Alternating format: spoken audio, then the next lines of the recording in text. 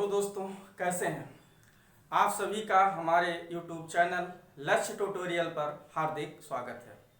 दोस्तों, आज हम CSIR नेट दिसंबर 2016 का एक बहुत ही इंटरेस्टिंग प्रॉब्लम लेकर के आए हैं और इसको सॉल्व करने का मैं आपको एक इजी वे बताने वाला हूं। तो चलिए प्रॉब्लम पर आते हैं कि प्रॉब्लम क्या कह रहा है। प्रॉब्लम है कि P और Q दो इन्वर्टिबल मैट्रिसेस हैं इस प्रकार से कि PQ equal to minus QP, then we can conclude that.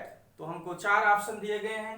पहला है ट्रेस P बराबर ट्रेस Q इक्वल 0, दूसरा है trace P equal to trace Q equal 1, तीसरा है trace P equal negative of trace of Q and fourth है trace of P not equal to trace of Q। तो ऐसे problem को हम लोग कैसे अप्रोच करें।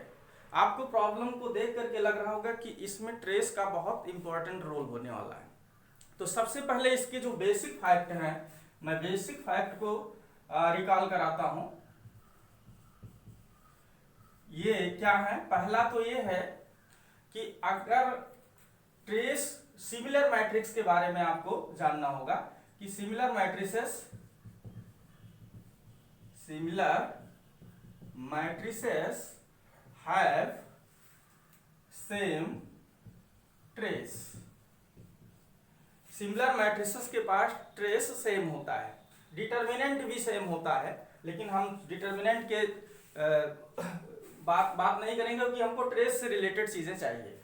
तो सिमिलर मैट्रिसेस क्या है? दूसरा ये चीज आपको जानना चाहिए कि B is similar to A। कोई मैट्रिक्स B है वो सिमिलर A होगा if there exist invertible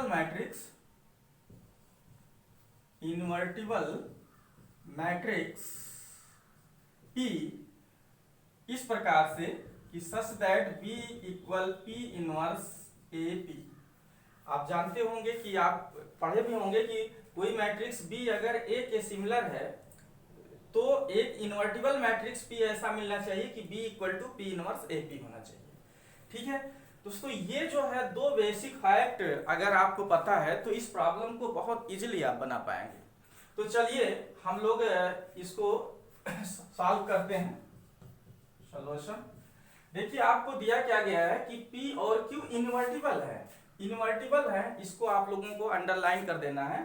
देखिए दोस्तों, कीवर्ड आपको जो भी कीवर्ड क्वेश्चन में आते हैं उसको आपको अंडरलाइन कर देना चाहिए, उससे गलती होने के चांसेस कम हो जाते हैं। तो यहाँ पर सबसे इंपॉर्टेंट ये दिया गया कि P और Q इन्वर्टिबल है। तो यहाँ पर हमारे पास दिया गया है P and Q are invertible, ये हमारे पास दिए गए हैं। इसका मतलब कि P इनवर्स और Q इनवर्स एग्जिस्ट करेगा। नो, अब आप देखिए कि हमारे पास ये भी दिया गया है कि PQ equal to minus QP। ठीक है, अब चूंकि P और Q इन्वर्टिबल है तो इसका अर्थ हो गया कि P inverse and Q inverse exist करेगा। अगर कोई मैट्रिक्स इन्वर्टिबल है तो उसका इनवर्स एग्जिस्ट करेगा। यहां से हम क्या करते हैं कि P इनवर्स को, ठीक है, प्री मल्टीप्लाई कर देते हैं। तो P inverse PQ this is equal to minus of P inverse QP। ठीक है, यहां से आपको एसोसिएटिव लॉ जो है होता है मैट्रिसेस के मल्टीप्लिकेशन में, तो P inverse PQ this is equal to minus of P inverse QP, ऐसा भी हम इसको लिख सकते हैं। और अब यहां से आप देखिए दिस इज आइडेंटिटी, तो यहां से ओनली आपको मिलेगा Q this is equal to minus of P inverse QP। अब इसका हम ट्रेस लेते हैं, तो ट्रेस अगर ले लेते हैं तो trace of Q equal to minus of trace of P inverse QP।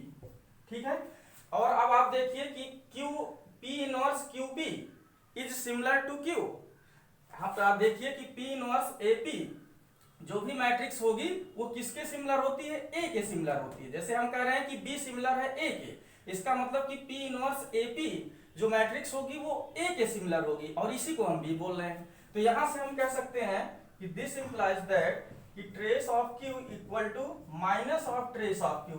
क्यों? क्योंकि इस बेसिक फैक्ट का हम यूज करेंगे similar matrices have same trace. तो यहाँ पर देखिए जो P इनवर्स QP होगा, जो भी मैट्रिक्स आएगी वो सिमिलर होगी Q के। यहाँ पर हम लिख सकते हैं कि since P inverse QP is similar to Q। ये जो है Q के सिमिलर है, और अगर ये Q के सिमिलर है तो P इनवर्स QP का जो ट्रेस होगा, therefore trace of P inverse QP equal to trace of Q। और यहां से आप देखिए ये हो जाएगा, इसको इधर लाएंगे तो 2 times of trace of Q equal to 0, और यहां से हमको क्या मिल जाएगा कि trace of Q equal to 0। तो देखिए फ्रेंड्स, यहां हमको मिल गया कि trace of Q equal to 0। अब अगर हम यहाँ पर सिमिलर अप्रोच ये करते हैं, जैसे हमने यहाँ पर P इनवर्स को ऑपरेट किया, अगेन हम यहाँ पर अगर Q इनवर्स ऑपरेट करें, again PQ equal to minus QP है, तो यहां से अगर हम Q इनवर्स PQ ऑपरेट करें तो minus of Q inverse QP हो जाएगा।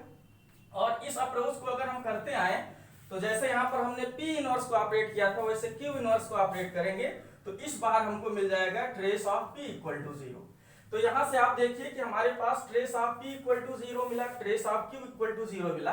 अब हम ऑप्शन को मैच कराते हैं, तो ऑप्शन में पहला है कि trace of P equal to trace of Q equal to 0, हाँ ये करेक्ट ऑप्शन हो जाएगा। दूसरा है trace of P equal to trace of Q equal to 1, नहीं भाई ट्रेस ऑफ Q और ट्रेस ऑफ P तो 0 है, दूसरा ऑप्शन रॉन्ग हो जाएगा। उसके बाद तीसरा है ट्रेस ऑफ P बराबर minus trace of Q, yes it is true, क्योंकि ट्रेस ऑफ P जो है हमारे पास क्या है 0 है, और ट्रेस ऑफ Q भी हमारे पास 0 है, तो यहां से हम कह सकते हैं कि जो ट्रेस ऑफ P है वो ट्रेस ऑफ Q का निगेटिव है, तो ये भी ऑप्शन करेक्ट हो जाएगा। और चौथा trace of P trace of Q के बराबर नहीं है, तो जो इसका करेक्ट ऑप्शन हुआ फ्रेंड वो हुआ फर्स्ट और थर्ड। तो इसका मतलब कि यहां से हम इस क्वेश्चन को इजिली बना पा रहे हैं। तो नेक्स्ट सेशन में हम लोग फिर मिलते हैं एक ऐसे ही इंटरेस्टिंग प्रॉब्लम के साथ। और दोस्तों, अगर आपको ये वीडियो हमारा अच्छा लगता है तो इसको जरूर आप लोग सब्सक्राइब करिए, और इसमें बहुत सारे हम आपको ट्रिक बेस्ड और इजी वे में अप्रोच कैसे किया जाए प्रॉब्लम को, इसका तरीका बताने वाले हैं। तब तक के लिए आप लोगों का बहुत बहुत आभार, धन्यवाद, थैंक यू।